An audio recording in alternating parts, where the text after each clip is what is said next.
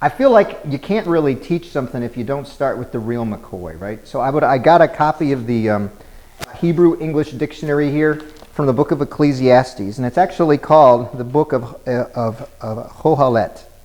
So I'm not going to read it out loud. I don't think you guys would benefit from that very much.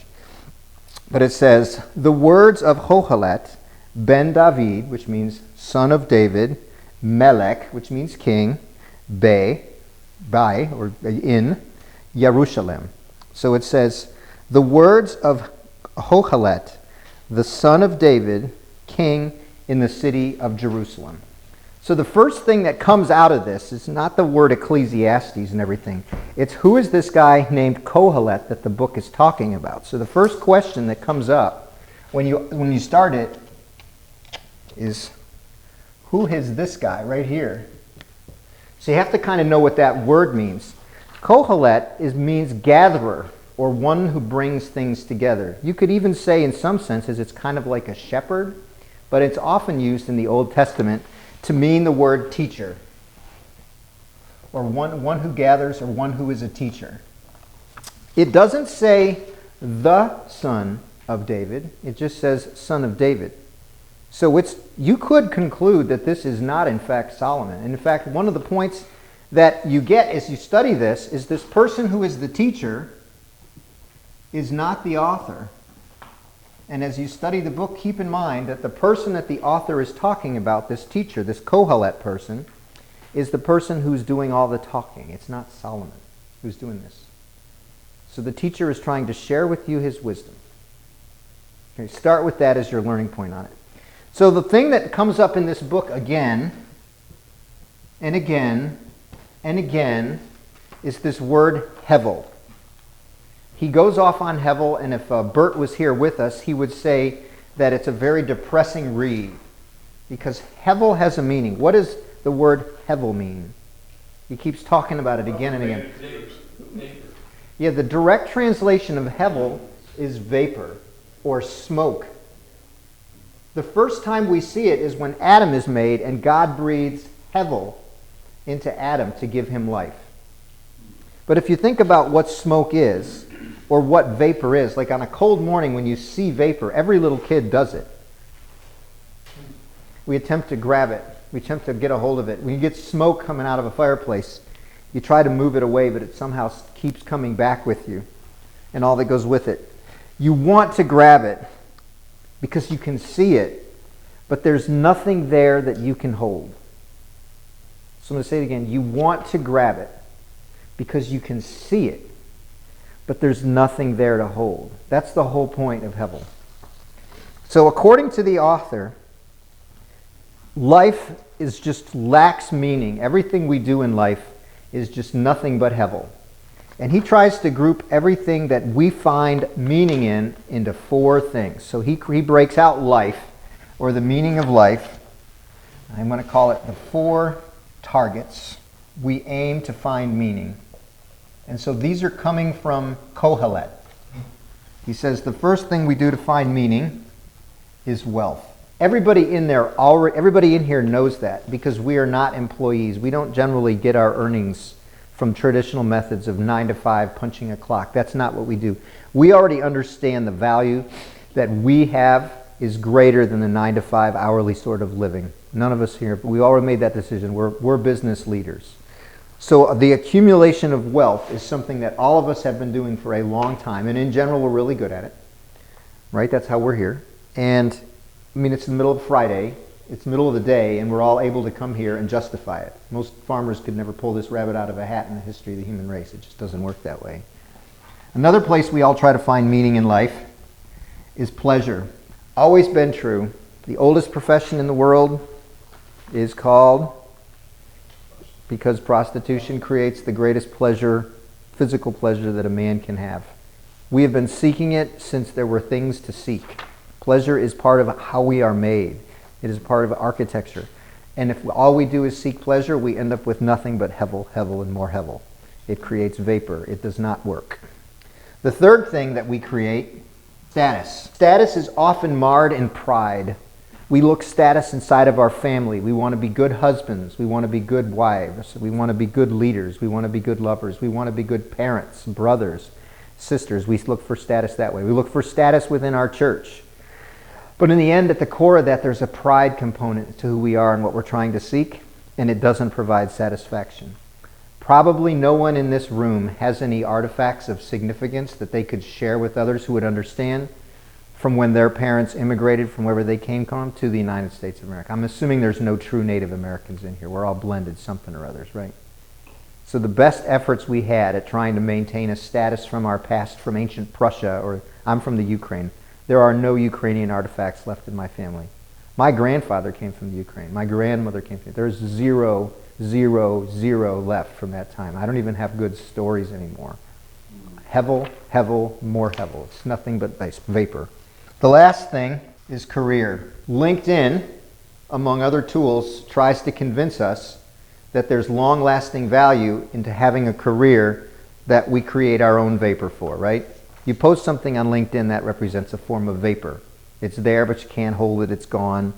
As soon as tomorrow's feed comes out, yesterday's feed is invisible. Whatever you said has been forgotten, lost, or unread. You don't know how to measure whether it was forgotten, lost, or unread. You just do it anyway. But our careers end up being nothing more than hevel as well, right? I built a business. I sold it. I made a lot of money on the transaction. Every employee is gone. Most of them quit or were fired. All of them quit or were fired. And all the customers took off. The guy who bought it just irked everybody. I was getting calls from customers a year later saying, boy, the guy who bought your business, he was sure a fill in the blank. And they just all took off. Hevel, that business made me $42 million in gross profits. That's a lot of money. And you think, that's a lot of money, but how much did you get to keep? Well, it depends. On a bad year, 2%, and a good year, 20%. But either way, it was like, look at this beautiful house I have. Hevel. All that I built up is gone. You type in my company's name and hit enter on the internet, it's already redirected to another website. Just completely gone. My career, hevel. Nothing but vapor. Very depressing to think about it. Well, that's why Bert, when he reads this, he's like, boy, you picked a not so chipper book to talk about today. But he starts with all these things for meaning in life.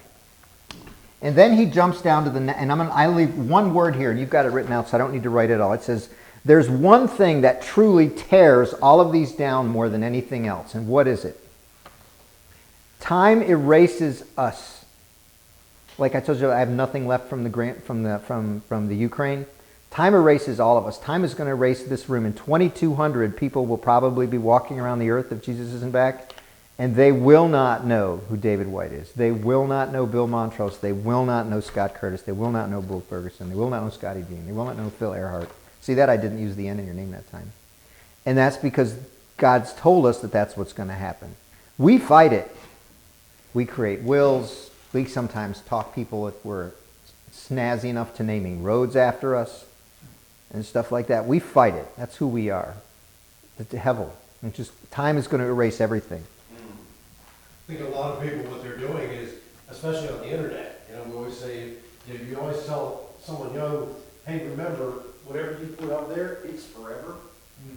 There's a time factor. There's a time factor that YouTube will go away eventually. Count on it. The Sears catalog went away. Yeah, it's the most prolific document in the history of the human race. But it transitioned to just a different outlet. Sears. There was a time when there were more Sears catalogs in the world than there were Bibles. Just for perspective's sake. Gone. Hevel. There's a great equalizer to all people good and bad, all people foolish and wise. And the author of this book, Tohelet, says the great equalizer is called blank. What is it? The grave. The grave. Exactly. Death is the great equalizer. And the word he used in English gets transferred over as devours. So it's not the case that you just die and you lay there. You are consumed. You are consumed. You guys have walked around Washington, D.C. at least once or twice, seen Lincoln's Memorial. That big old statue of Lincoln, that too is going to get consumed. Even though his bones are long since gone, that too will eventually get consumed. I remember walking around downtown Rome when I was 21 years old. and seeing these statues from Titus from literally 2,000 years earlier. They're wearing out. You know, they spent literally the gross domestic product of like Raleigh, North Carolina to make one statue. You know, that's how much they invested in building that thing, and it's falling apart. You know, that's hevel, hevel, hevel. And then he starts on this explanation to try to make you understand why wealth, why pleasure, why status, and why career are a waste of time. And I want us to dwell upon this because this is the takeaway from here that's intended to give you peace. The intention of this teaching is to give you a sense of peace. He says the first thing that's unfulfilling is career is unfulfilling. And it says because it imposes stress and sleeplessness. If you are good at it, you leave everything behind to someone who doesn't have the same level of cares you do. And more likely than not, they will use it on pleasure. That's the most likely outcome. And if you think, what if I work really hard and give it to somebody when I'm not here and all they do is use it on something like pleasure? Don't you see that there's a chance you're setting them up to sin? And these are probably people you love. They're in your will. You know, that should be a source of concern that he's trying to point this up. If you throw everything in your career and you knock it out of the park, there's people who are going to come after you who are probably going to get addicted to pleasure. Ugh. My grandfather, he owns a lot of farmland, and he got rid of all of it because he said he didn't want to see his family. He had 10 kids. He didn't want to see them, tear the family up fighting over the property. So he just basically got rid of all of it before he died. Yeah. Some wisdom right there, some chokhmah, some beauty and some practicality right there. That would be chokhmah. That's the straight up textbook definition. The next one he says is no good. And the way that the study I did, and the authors, it's not in the book. So if I look in the Hebrew, there's not going to be this word in the original book. He says pleasure doesn't work because there's something called Monday. So Monday, by definition, is this idea that you get paid on Friday, like a lot of weekly people get paid. They live it up Friday night. They do it again Saturday night. Sunday night, they sleep it off. And Monday morning, they have to start back into the grind. No matter how much pleasure you consume, there's eventually a point when you can't take it anymore. No matter how much you eat, you get full. No matter how much sex you have, eventually you get to the point where stimulation just doesn't work. No, how much sleep you get, you run to this place where you're done, you're tossing and turning, you can't sleep anymore. No matter how hard you work out, you reach this point where you say, I can't work out anymore, no matter how much you love it. Whatever you do on the pleasure line, you run to this point where you get hypersaturated. You can't do anything more, and the monotony is coming back. He says, pleasure doesn't work because there's something called Monday. Monday makes it so you can never find true satisfaction with pleasure. And then he finally fast forwards to everything, and he says, the way forward is to accept hevel.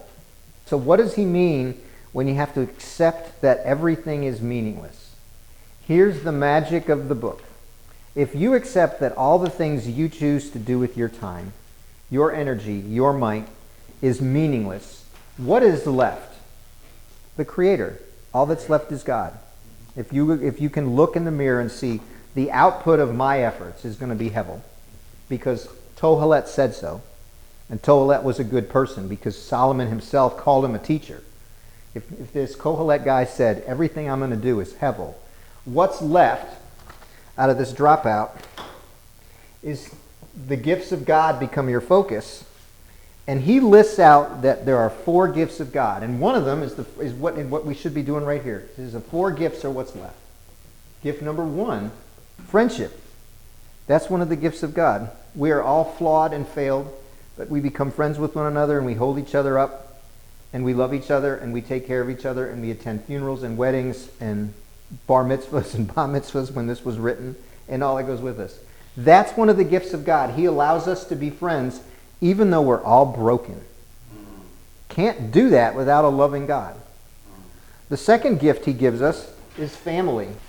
So the Hebrew definition of family is much more all-encompassing than ours. There's blood family, which is what we usually think of, and then extended family. So if you lived in a village with somebody, you'd be considered them part of your family, right? So he says family is one of the 4 gifts from God. Again, others who are broken like you, who you can live life with. And you're bonding to them. You're creating other children with them. Number 3 that God says is one of the 4 gifts is a good meal. God says that is a gift. That's one of his gifts. This is how to live a good life. Enjoy a good meal is God's directive to us on how to be happy. Isn't that freaking easy? That is so easy. We screw it up all the time. We do take-out pizzas and all that. Good meal. Well, we see it in Scripture. Every time they were celebrating, it was food Mm-hmm. and wine. I mean, in the prodigal son, it's like, hey, my son just came home. Let's eat. Mm-hmm. And the last one I think is wonderful because it allows us to focus on the idea that this too will pass. There's always change.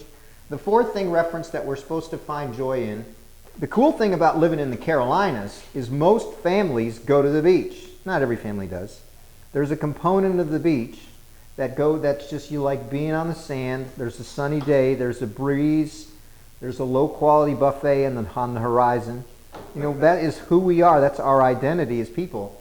And that whole idea of finding a way to enjoy a sunny day as being one of God's 4 gifts, according to the author of Ecclesiastes, is a great guide for us. So, okay, where am I going with this? How do I apply Christian principles in the marketplace? Well, you can be friends and you can enjoy it with people you've just met who might be your customers, or you might be their customers. You can introduce them to your family. You can have a good meal with them. And you can go enjoy a sunny day with them. God set us up to succeed. He said, do these things because these are the kinds of things I'm telling you are my gifts and they will make you happy. And this is not hevel. This is not hevel. Your career is hevel. Yeah. It's a mind shift to think like this. The next one is me staring at me. This is my ultimate read the scripture wrong document in the whole thing. He goes out of his way to make it a point to tell us that if you pursue this thing right here, you won't be happy. I love learning. I'm addicted to it. I love all the languages I know. Scott's been on the phone with men in the room when I'm on the phone talking to Paulie and chatting with somebody in the Himalaya. I love learning stuff. He says if you focus on knowledge, you're going to naturally be led away from the gifts of God. Learning in general, in deep dive learning, is a very isolationistic activity. Yes, we have classrooms. Yes, there's others who study what we do. But if you've ever done a PhD or known people who do it, these guys know an awful lot about one very, very stupid thing. And they generally can't share that information with anybody under the sun. Like, I was going to get... I'm 7 courses away from a PhD in theoretical physics. And I loved quantum electrodynamics. There's a 0% chance anybody in here knows what quantum electrodynamics is. In fact, I don't even know if I do anymore because the field has changed so darn much. Right? That pursuit of knowledge, for me to spend 7 years in a lab, is going to take me out of the sunny days. Boy, that coming from you, that right? This was... I know, it's a chef right here. It's going to keep me from spending time with my friends. It's going to keep me away from my family. And if you know anything about science labs, there ain't no such thing as a good meal. You're eating whatever the heck's in the fridge, or who got last night's delivery, whatever the case may be. Oh, coming from Solomon, that's He says, Calvin said, the pursuit of knowledge leads you away from God's gifts, and unfortunately, you will never attain knowledge.